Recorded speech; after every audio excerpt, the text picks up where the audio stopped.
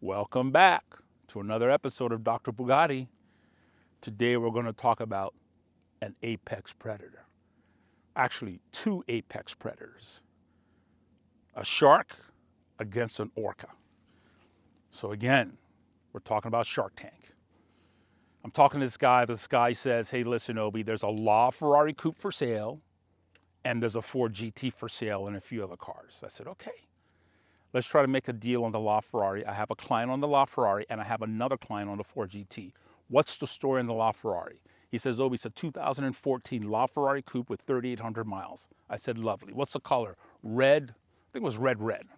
Again, I sold a lot of Laferraris this year, so I'm trying to figure this out. It was red. I said, okay. Him and I negotiate on the deal. He said he needs to talk to the owner. I said, who's the owner? He says, the owner's a guy on Shark Tank. I said, what's his name? He says his name is Robert Herjavec. I said, okay, I like Robert Herjavec. I've seen him on Shark Tank multitude times. He's from Croatia, which used to be called Yugoslavia. Yeah. And he's a car nut. So this independent dealer that alleges he's representing Robert Herjavec, him and I go back and forth. We're going back and forth on this deal. We make a deal.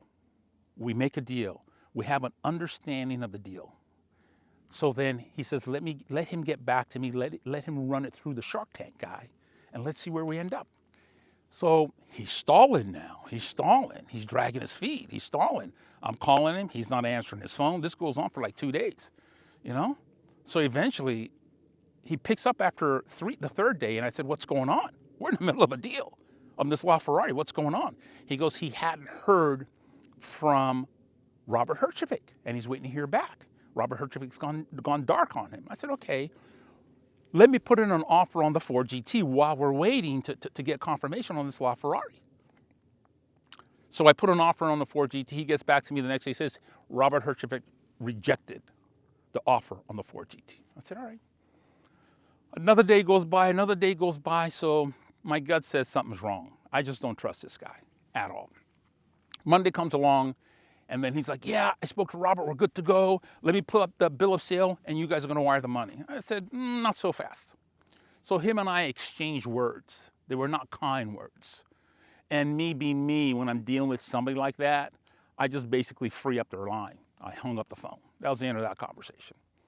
So I'm sitting there, right? So we have a deal on the Laferrari. I put in an offer on the Ford GT in the meantime, which he said was rejected. Guess what happens? Some guy in Florida, Naples, Florida contacts me. He says, Obi, there's a Ford GT 2020 Heritage for sale with 400 miles. I said, do you know who owns the car? He goes, no, I'm talking to a broker. I said, you ask that broker if that car belongs to Robert Herjavec from Shark Tank. The guy gets back to me, Obi, it belongs to Robert Herjavec from Shark Tank. I said, well, guess what?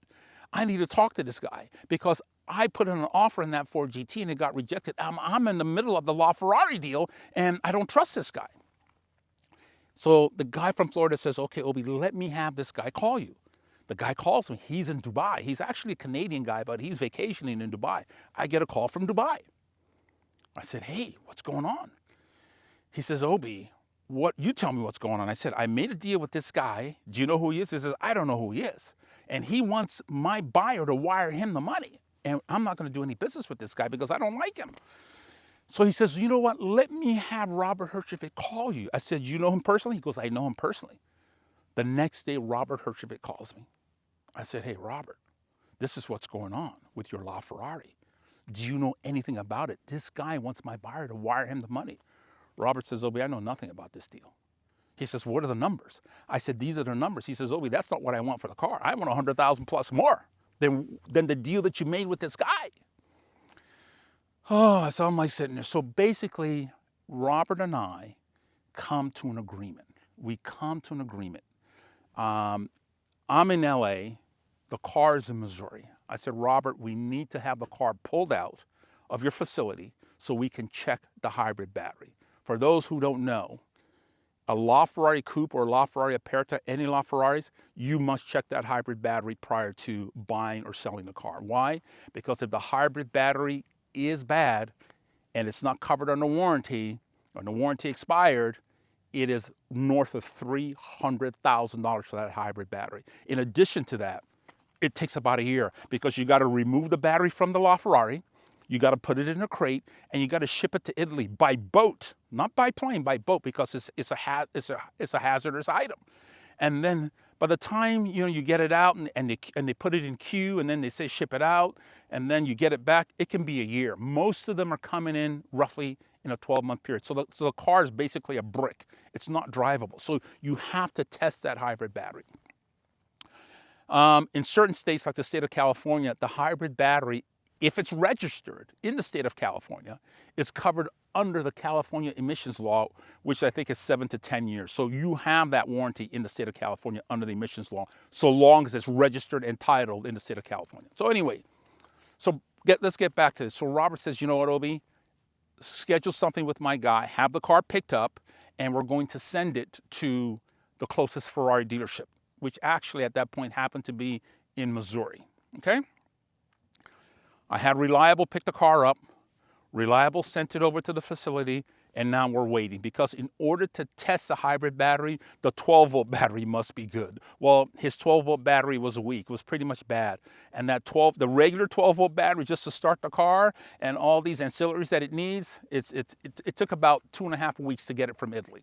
Okay, so we're waiting. So in the meantime, I talked to Robert about his Ford GT. I said, Robert, by the way, this offer that I put in on your Ford GT, did this guy that claims that he's representing you, did he tell you my offer? He says, oh, but he never gave me the offer. I said, this is the offer that I gave him 2 weeks ago. He says, oh, but I would have taken that offer. You'd have taken it? He says, I would have taken that offer.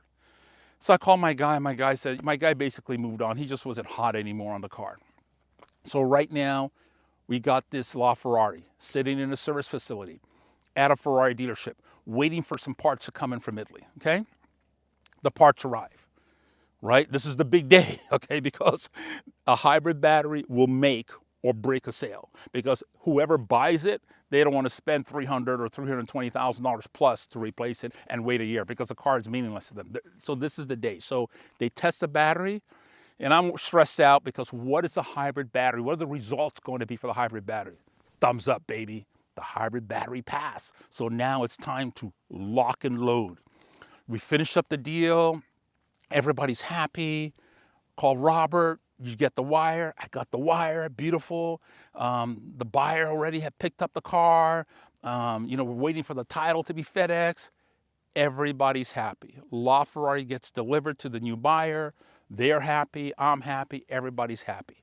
So the shark's happy. I'm happy. The buyer's happy. Now it's time to attack the Ford GT.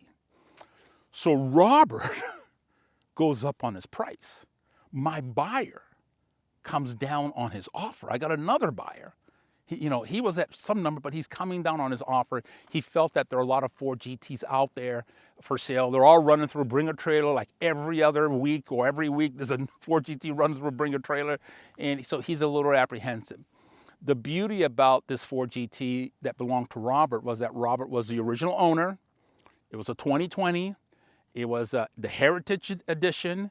So as a lot of you don't know, the Ford GT 17, 18, and 19s have less horsepower. 2020 and up have more horsepower. They also have 50% better cooling. They have not different plugs, but different ignition coils. So it's able to hold its power band. The power band is much higher, much longer. So a 2017 and 18 and 19 Ford GT does not have what a 2020 and up have. So this is the selling feature. When you get into a predicament like this where the buyer has gone up on his price and the buyer has gone down on his offer and the seller has gone up on his price, you need to show the seller value. You need to show the buyer value. You need to show the buyer value so that the buyer can maybe come up a little bit to justify. And then the seller, you need to show him, hey, listen, what I'm bringing to the table may not be what you want, but if it's maybe 10% lower, that's still a lot of money when you're dealing with millions of dollars. So I never forgot. So I'm going back and forth with Robert for, I gotta say, 3 months. So it was on a Sunday, and when Sunday came around, I never forgot, it was Father's Day. Father's Day, Robert texted me and said, you know what, Obi, I'm going to make this deal with you. So thank God I made the deal. The wire hit, went there, had the car picked up. I walked around it. That was the first time I never inspected the car. Normally I do. Inspected it, had a truck pick it up. Voila, off to a new home. So what happened? What just happened in this transaction? Okay, what happens is you're dealing when you are in this business for a very long time, you're going to run into a lot of what I call apex predators. Okay, some of them think that they're apex predators and they're not.